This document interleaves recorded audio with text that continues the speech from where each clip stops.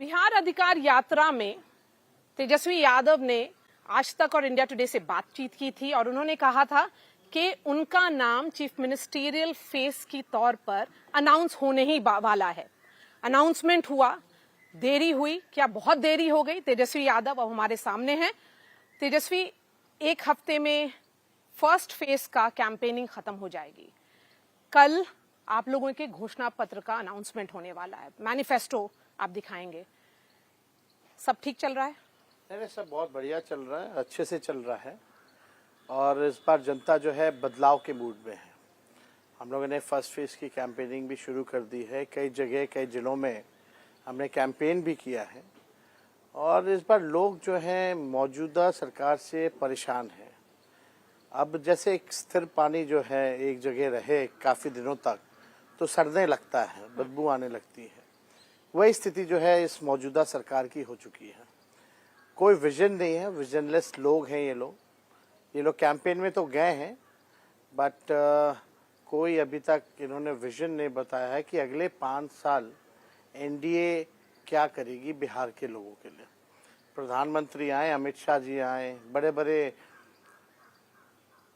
मुख्यमंत्री हर प्रदेश के भाजपा के आ रहे हैं, यहाँ केंद्र मंत्री आ रहे हैं, लेकिन कोई भी व्यक्ति बिहार को गरीबी से, पलायन से, बेरोजगारी से, महंगाई से मुक्ति कैसे दिलाएगा, बिहार के प्रति व्यक्ति आय को कैसे बढ़ाएगा, बिहार को अव्वल राज्यों में कैसे ले जाएगा, किसी ने ये नहीं बताया। जो घोषणाएं हम लोगों ने की उसका इन लोगों ने जो है कॉपी किया और कुछ योजनाएं जो हैं चुनाव से पहले इन लोगों ने लागू की। हालांकि ये भी उनका अपना नहीं है, ये हम लोगों का देख करके उन लोगों ने घोषणा की है। और अभी भी ये लोग फील्ड में हैं, प्रचार में हैं। कोई भी बिहार के तरक्की को लेकर के एक बात नहीं की गई। बात हुई तो क्या हुई, 2 बातें हुई। अमित शाह जी ने 2 प्रमुख बातें इस चुनाव के संदर्भ में कहा। पहली बात कि सीएम का चेहरा चुनाव के बाद तय किया जाएगा कि एनडीए का कौन होगा, वो विधायक चुनेंगे। पहली बात, यानी नीतीश कुमार जी बिहार के अगले मुख्यमंत्री होंगे, ये एनडीए ने घोषणा अब तक नहीं की है।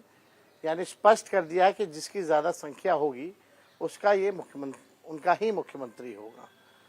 दूसरी बात जो अमित शाह जी ने कही बिहार के लेकर के कि यहाँ कारखाने, उद्योग, धंधे नहीं लगा जा सकते क्योंकि यहाँ भूमि की कमी है।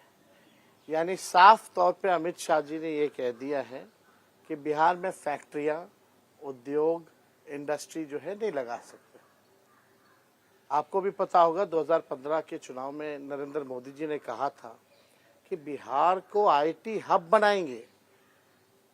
रविशंकर प्रसाद जी को भी बुलाया गया था, बड़ी बड़ी बातें की गई थी। आज 10 साल हो गए, आईटी हब का क्या हुआ? और अब अमित शाह जी कह रहे एआई हब बनाएंगे।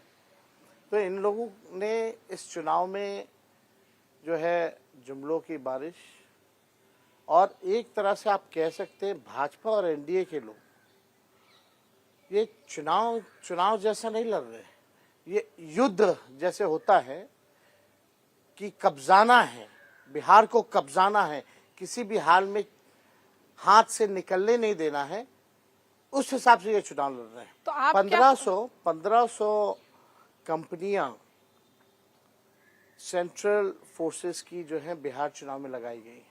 पहली बार ऐसा हुआ है। यानी बिहार पुलिस पे भरोसा नहीं है इनको और बिहार के नेताओं पर इनको भरोसा नहीं है। तेजस्वी, आपने भी काफी घोषणाएं की हैं, आपके भी काफी प्रोमिसेस हुए हैं, वादे हुए हैं। एक एक करके हम आपके वादों पर चर्चा करते हैं। सबसे पहला आपने रीसेंट अनाउंसमेंट किया, पंचायत के जो नेता हैं उनके लिए पेंशन, पंचायत, हाँ, और 50 लाख इंश्योरेंस और double allowances. Road map worked है, फिस्कल प्लान वर्कड है? एकदम। देखिए, बिना एक्सपर्ट की राय और बिना अध्ययन किए हुए हम कोई घोषणा नहीं करते। जो प्रैक्टिकल है, जो संभव है, वही हमने जो है घोषणा की है। इसमें कोई ज़्यादा खर्चा नहीं है। आप लोग भी, हम चाहेंगे कि एक बार आप लोग भी अध्ययन कर लें। चाहे पेंशन की बात हो हाँ, उनकी जो हमने देने की बात की है, चाहे 50 लाख की बीमा कराने की बात हो, ये एकदम डुएबल है, फिजिबल है। और पंचायत के जितने प्रतिनिधि जो लोग होते हैं उन सबसे हम लोगों की भी मुलाकात हुई। हम सब लोगों ने इसमें प्रैक्टिकली एक्सपर्ट से भी हम लोगों ने राय ली कि बिहार का बजट के हिसाब से कैसे हम लोग इसको फिजिबल जो है कर सकते हैं। तो एकदम डुएबल है और एकदम किया जा सकता है और एकदम होगा। ओके। तो आपने ये कहा कि वो पूरा आपने एक्सपर्ट से सलाह लेकर के सारा अनाउंसमेंट आप कर रहे हैं।